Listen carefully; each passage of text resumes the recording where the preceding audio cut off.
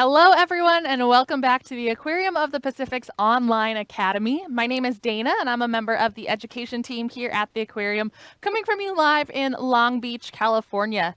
Now, today we're going to be doing a special Draw With Me class. It's one of my all-time favorite programs that we run here because it means you get to send in your photos at the end, and all of us here in the studio get to admire them and enjoy the beautiful colors you use.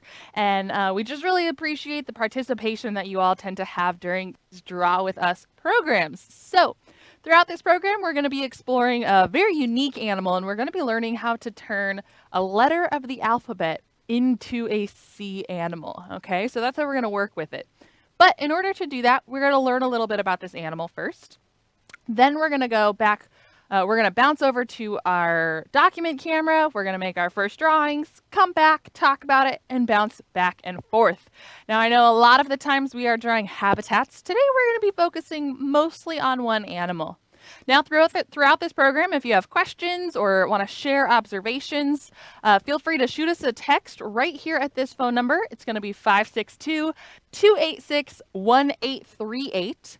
And if you're watching this program after our live stream, we also have an email address right down here. It's live@lbaop.org. So again, if you're watching live, you're watching right now. It is 10 a.m. on, what's the date? June 5th? June 5th, okay? Go ahead and text us, 562-286-1838. And if you're watching after the live stream, go ahead and shoot us your questions at the email address, live@lbaop.org. Now, remember that texting rates do apply. And if you're one of our younger viewers, make sure you have adult permission to text in. But like I said, at the end of this program, we want all of you who are making any type of drawing with us to send in those photos. It really is our favorite part. Now today we have a really big audience here in the studio, which is exciting because we're having a couple staff members back into the office who haven't been here in a while. So of course, you know me, you've seen me a lot. Once again, my name is Dana. We also have Jen back here who's going to be helping out controlling the images behind me. We have James who's in the studio and Emily's in the studio, but they're off on the side somewhere. And just like we did on Wednesday, we have two other staff members back in here. We have Sarah, who's over at the computer over here, and she's going to be sending all your wonderful questions in.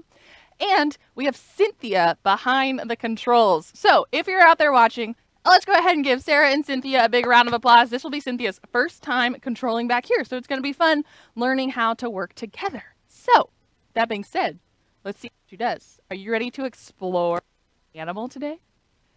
All right. We're going to let Cynthia put something up on the screen behind me, and we're going to explore what it is. Da-da-da-da. Ah! How cool! So this right here is our Pacific Seahorse. Now, Pacific Seahorse. The Pacific is a very, very, very, very, very, very, very big body of water. Now, we call this our Pacific Seahorse. It's actually found right off of our coastline here in Southern California. It's very different than a lot of seahorses because most people think seahorses live in the tropics, right? However, this seahorse lives right here in our temperate waters. That's a funny word, but what temperate waters are waters that can be really warm or really cool, depending on the time of year. So their temperature can change. And this seahorse right here is found in eelgrass beds. So do you see all this stuff growing kind of around it? Yeah, so this is eelgrass. So what we're going to focus on today is we're going to draw a cartoon version of our Pacific Seahorse right here. And we're going to add in some eelgrass behind it, okay? So a couple things that we really got to pay attention to during this drawing. We want to make sure that our seahorse has this beautiful snout right there, okay? Now, seahorses like to eat little pieces of plankton, little tiny animals that can go inside that mouth. And so we want to make sure that they have that mouth so that our seahorse drawing can eat. Seahorses also, it's hard to see in this picture, but they have a long body that typically will end in a tail. And that little tail kind of wraps around that eelgrass. So let's see if we have any other photos of a seahorse or a leafy sea dragon that we can take a look at. Maybe get an idea of what the shape of that body might be.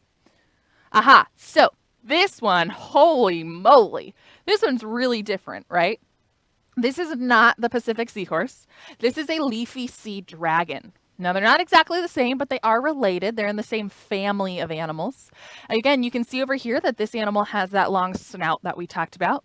It has that body. This one has a really long body, but it ends in this kind of tail appendage right here. And the same, it can use that tail to wrap around, right?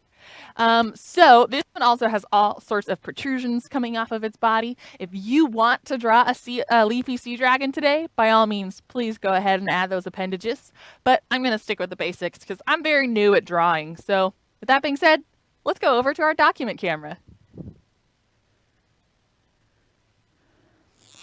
Okay, so remember I said we're going to learn how to turn the letter of the alphabet, or a letter of the alphabet, into a seahorse. Now the letter we're going to use today, does anybody want to guess? Ooh, a D. No, that's not right. Not a C. An X? No. Oh, an S. An S, of course. So we are going to start with an S. All right. So I'm going to be using a dry erase marker and a whiteboard today. But you friends, I'm going to give you a moment to grab a piece of paper, pencils, colored pencils, markers, crayons, anything you want to add some flair to this class right here, or to your drawing. So while you all take a minute to go do that, I'm going to answer a question from Bassett, who's in Mrs. Grace's kindergarten class. Bassett wants to know, why does the Pacific seahorse have a long snout? That's a great question, Bassett. So seahorses all have that simple body, or I shouldn't say simple, unique body design. In fact, we're going to pull up a picture of a pygmy seahorse. Oh, a dwarf seahorse. It's so tiny. Now, it's really hard to see in this picture because it's about the size of my hand, right? But in reality, this little dwarf seahorse right here is only about that big. Isn't that cool? And so you can see that this seahorse also has that long snout. It also has that shape all the way down into the tail to wrap around. And so seahorses, the family of animals that is known as seahorses, have that elongated snout. And then they eat the plankton like I talked about. So it's some form of an adaptation, which is something that helps it survive. So that long snout helps it catch its food and bring it in towards its mouth. So good observation. All right. I hope you all have your papers, your pencils, anything you might need for arts and crafts. We're back at our document camera, and we're going to start with that alphabet letter. We're going to start with an S. Now, I'm going to draw this S so that it's kind of smaller on top into a big part on the bottom here, okay? Actually, I might do the same S, but draw it a little bit bigger for you all. So, like that. All right? So I'm going to give you a second to copy that, okay? So small on top and big. Now, if we were drawing a perfect S, they would probably be more equal, right? But we're going to draw a seahorse S. All right. So once you've done that, the next step in drawing this seahorse is to draw the eyes. Now, this is where you can get really creative. I want to see what kind of eyes you can draw. I'm going to draw my eyes right up top here, okay? And they're going to be two big circles. One, and another one right next to it. Two. And I'm going to draw some eyebrows. And my seahorse is going to be looking up. My seahorse is kind of like, whoa. Now, I have a question for you. Looking at this drawing right now, do you think the mouth's going to be over here or over here? I don't know. We'll have to find out. Actually, let's see. Okay, so right now on your drawing, you should have the S, right? Whoosh, into those two eyeballs there. Now, while I'm giving you time to do that, I'm going to take a look at Hunter's question. And it's Hunter's birthday. Happy birthday. We love that you're joining us today during your special birthday celebration. And Hunter wants to know, can seahorses or dragons change color? Good question. And correct me if I'm wrong, anyone in the studio. I think they can kind of lighten or darken their coloration, but they can't like change from hot pink to blue. I'm getting a lot of thumbs up in here, so sounds like I gave the right answer there. Sometimes when we provide an answer, we're learning right alongside you. It's a good thing we have a team in our studio. Now, Carter wants to know, what does a seahorse feel like? I have touched one. I used to clean a tank with seahorses in it, and I had my hand in there, and I was turned around talking to someone, and the seahorse came over and actually looped around my thumb, or my finger, which was kind of cool. And I'm trying to remember what it felt like. It sort of, well, it felt like a fish, because it is a fish. So it kind of has that slimy feel. It didn't grip too hard. It was kind of more just like using my finger as like, you know, not a tight squeeze, but like I'm going to hang out right here. So they're kind of slimy, but you can feel the ridges. You can see the ridges on this animal's body. They're very cool. All right. So let's go back to our document cam. Hopefully you have your S and your eyeballs. All right. Now I'm actually going to adjust my eyes so that it looks like it's looking that direction. There we go. Okay. Next, we are going to add little frills on top of their head and a mouth. And I think it might confuse you where that mouth's going to be. So we're going to add frills along the back of the head. I'm going to go like this, and I'm going to make a bunch of squiggly lines along the back of the head like this. Ready? Whoosh. Boom. Bet you didn't think that would be the back, huh? So, however your frills want to be, they can be spiky. It can be like it has a mohawk. However you want to draw those frills. Next, like I said, we're going to add the mouth, okay? So, we're kind of drawing like a horn. It's going to go like this. It's going to start small next to the eyes, and it's going to swing up. We're going to have the front part, and it's going to swing back, just like that, okay? So we're drawing a cartoon, as you can tell. So we're going to go one more time. We're going to swing up. We're going to draw a circle at the end, more like an oval, and then we're going to go back. So small towards the eyes and big out front, all right? Okay, so if you're just joining us, step 1 was to draw that S. Oh my goodness. I have friends in the studio who are copying, and they're doing a great job so far. Jen specifically told me at the beginning of this class that she's not very good at drawing. So we're going to see how she does. I'll share hers with you at the end, okay? So the S, whoosh. Then we did the 2 eyeballs, all right? Then we did the doo-doo-doo-doo-doo. Remember, that can look however you want it to. Next, we made the nose. It's going to start small and get big, big oval, and then whoop, get back small towards the eyes. Now, as you're working on that, I'm going to answer Aspen's question. Oh, Aspen's comment, even better. Seahorses are very cute. And you're right. In fact, I think we have a pygmy seahorse up there, and it's got some really cool colors. Did we have that photo earlier? Let's see. So it looks like Cynthia's going to pull it up here. So that's the dwarf one again. Do we not have the pink one with all the... Let's see. We'll see if we can find it, because it's a very cute seahorse, Aspen. Now Lily wants to know, how old are our seahorses here? That's a great question. I don't think seahorses actually live very long. Sarah's going to look that up for me so that we can get an exact answer of how long seahorses can live. And then ours must be in that range somewhere. But that's a very good question. Aha! So they only live 3 to 5 years. So ours must be pretty young, right? Or young to our terms. I guess if you're a 4-year-old seahorse, you're kind of an old seahorse, huh? But yeah, we're not really sure. Now, if you can't find the picture of the pygmy seahorse, that's okay. But if you're at home, I do encourage you to check out a photo of a pygmy seahorse. They're very cute. All right, let's go back to our document cam and see if we can add on to our seahorse here.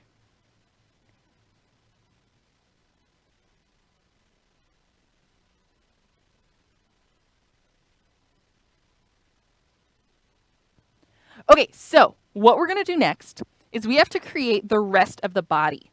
Now, in order to do that, first, we're going to add a little mouth. Now, seahorses, in reality, their mouths are right up here. They would be like a little flap on the end. It'd be like that, okay? But since ours is a cartoon, we're going to add a mouth where we kind of picture the mouth to be, and it's going to be under here. You're going to take a little line down and up as if it's like a little sideways smile. Okay, just like that.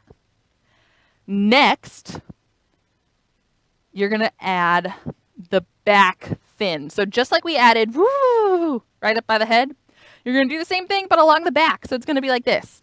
It's going to be like the same thing, but kind of as crazy as you want. Ooh. Now, I don't like how I just drew that because it doesn't match the top, and I'm picky. If you like what you did, go ahead and keep it. If you're like me, I'm going to erase it and try again. So I'm going to do it a little more rounded this time. Whew, how about that? I think I like that better. Now, let's see. We're going to darken the lines. So what we added so far was we added this little mouth right here. And we added this back fin, okay? So we're not quite done with this step.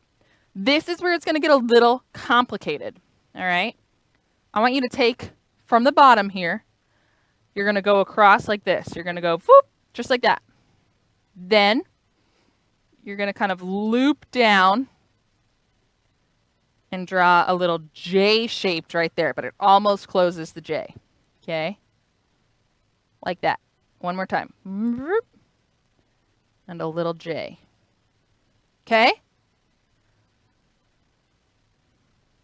All right. So, to reiterate, your step was the little mouth. You have the back. And then you have this little line across with a J at the end. Okay? Now, what we're going to do is we're going to kind of finish out our seahorse, and then we're going to take a moment to really personalize it. All right? So let's jump back over here. The next step, this little J down here is kind of weird, right? You might be thinking, well, what is that exactly? So that's how we're going to make it look like it's twisting around. So what I mean is we're going to go like this. We're going to add a little loop here. Let's see. Like that. Kind of mirroring this shape. And then the same on the other side. Okay. All right. Now, what this is going to ultimately look like is that the body comes here and twists around. So this is like open space. Okay. All right. Now we're going to take, this is a little difficult. We're going to take this line and we're going to finish the body. So I'm going to do it twice.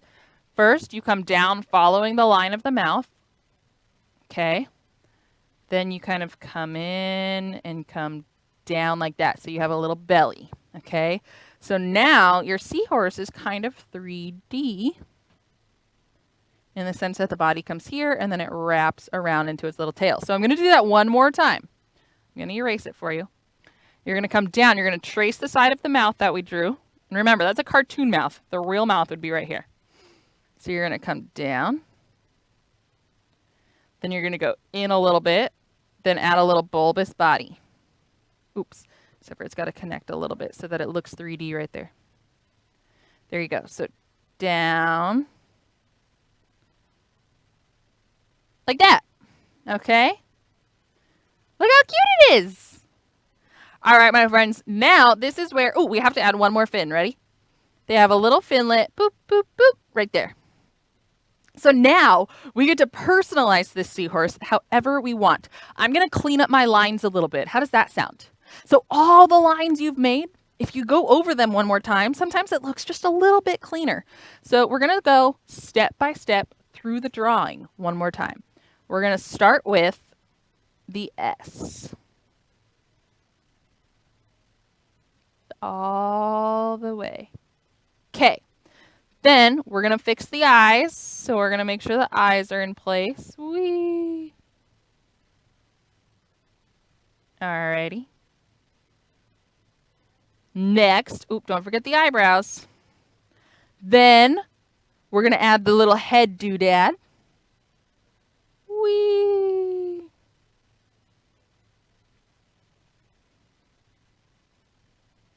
Okay, beautiful.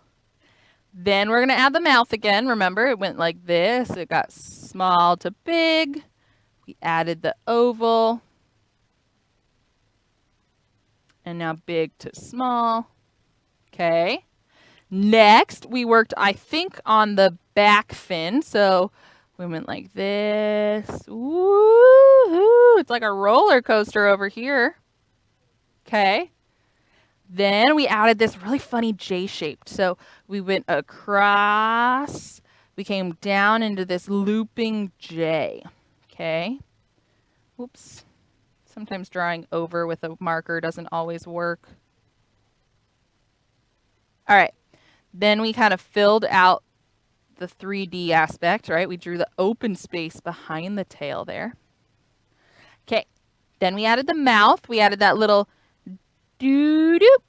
Just a little smile. People are making fun of my sound effects. I encourage you all to make sound effects while you draw. All right? I really cannot draw without sound effects. Okay, then we're going to copy that line of the mouth. We're going to go down, and then a little squiggly line to meet up down here. We're going to go whee. How's it look? Now, if you want to add stripes, I like striped seahorses. You can do that. If you want to add polka dots, you can do that. This seahorse can look however you want it to look. That's what's beautiful about creating your own drawing. Ooh, I like the polka dots. Pretty cool. And then, let's see. Let's go back to that picture of a seahorse. And we're going to talk a little bit more about seahorses. And of course, I'm going to answer your questions that we're getting in. So remember we talked about the fact that we're going to draw our seahorse friend, but then we're going to create a little bit of habitat behind it. Now, what I'm going to focus on adding into my drawing is all of this beautiful eelgrass, okay? But while you're finishing up your drawing that you have, I'm going to go ahead and answer a couple questions. So Jake wants to know, do dad seahorses have the babies? And yeah, Jake, that's a great question. It sounds like you might have had some background knowledge already. So unlike a lot of animals, our seahorse dads are the ones that actually carry the babies. Now, the eggs still come from mom, but they're transferred into a little pouch on our seahorse dad's belly. And then they make these really cool movements when they're about to release all these little babies. And it almost looks like they're sneezing, right? They're like, achoo! And all these little babies pop out of their pouch on their belly. Isn't that cool? Now, there's some really great videos of it available online, so I highly encourage you, with adult permission, to check some of those out. Now, Grandma Alice wants to know, can you find seahorses in tide pools? Great question. So, you can, but you don't. And when I say that, so seahorses can live very coastal, okay? And at times they might get stuck in a high tide and found in a tide pool. But for the most part, they're going to be found a little bit more offshore, and they're going to be living in this eelgrass. And eelgrass can be found in 4 feet of water. Okay, so I have seen seahorses very close to shore, not typically in tide pools. But if you have found one in a tide pool, don't be so concerned that it's 100% out of place. Now, Oscar wants to know, is there a boy and girl seahorse, and how can you tell? Great question. So I mentioned when we were talking about Jake's question and whether or not the dad holds the babies. So if this was a male, typically you can actually see they have like an extra little pouch on the front. Sometimes it's difficult to see. Okay, I did that the wrong way. There you go. But if you had 2 side by side, you might be able to tell. And there might be other ways to tell. Does anybody know if there's other ways to tell? Unsure. I'm not a seahorse expert, but I know if you look at the male versus female, you can see that little pouch on the male. Now, Nico and Nathaniel want to know, how many types of seahorses are there? So many. So it's estimated, I say estimated because we're not totally sure, that there's about 47 species of seahorses. And the reason I throw in those words estimate and about is because when it comes to ocean science and ocean animals, we are still learning and discovering so much. In fact, 14 species of seahorses have been discovered within just the last 8 years. 14 species in 8 years, which meant 9 years ago, we thought there was only, do the math, 30 something, right? 33. So it's amazing how much we can discover in such a short period of time. Who knows? Maybe there's 100 species of seahorses out there and we just haven't discovered the other 50 yet. So with those questions answered, we're going to jump back over to our document camera and we're going to wrap up drawing our habitat. Now, I don't seem to have green markers anywhere around here. Oh, you know what? Sarah's got one right over there. Green dry erase marker. Perfect. All right. Now I'm going to draw that eelgrass in. The way I'm going to do that, I'm going to make it so easy, everyone. Watch this. I'm going to start at the bottom. My pen's right here. I'm going to start at the bottom of my drawing. And I'm just going to go up. And then I'm going to do it again. And maybe this one's going to be kind of sideways. It's going to go behind my seahorse like that. And then again. And then again. And again. And again. And again. And we're just going to continuously draw eelgrass. How cool is that, everyone? We just drew the cutest little seahorse. All right. Now, like I said, these seahorses can look however you want them to. But we would love, love, love to have them sent into the studio. So again, you can send your seahorse drawing into 562-286-1838. Now I'm going to grab Jen so we can see what it looks like. Oh my gosh. I love it. Are you all ready to see? Okay, let's pull up. Oh, it's blue now. That's interesting. So that one's mine. That one's Jen's. Let's see. I especially like the mohawk-like fins. I think that's my favorite part. And now what's funny is this is the one that I drew when I was practicing. So even though I drew both of these, they're quite different, right? So it's great. Every time you draw a seahorse, you can make it just a little bit different. Now, like I said, we want to see your drawings. So feel free to send them. Once again, Cynthia's going to bring that phone number up. It's going to be 562-286-1838. And if you happen to be joining us after our live stream, which was Friday, June 5th at 10 a.m., I got it right this time, email those photos to live@lbaop.org. Now, I want to thank you all for joining us today, participating in our Draw With Us class. We'll be back here at 11 o'clock talking about building a habitat. We're going to be focusing on a very special habitat here at the aquarium. You will even get a behind-the-scenes look. So come back, join us at 11, and we'll see you later. Thanks, everyone.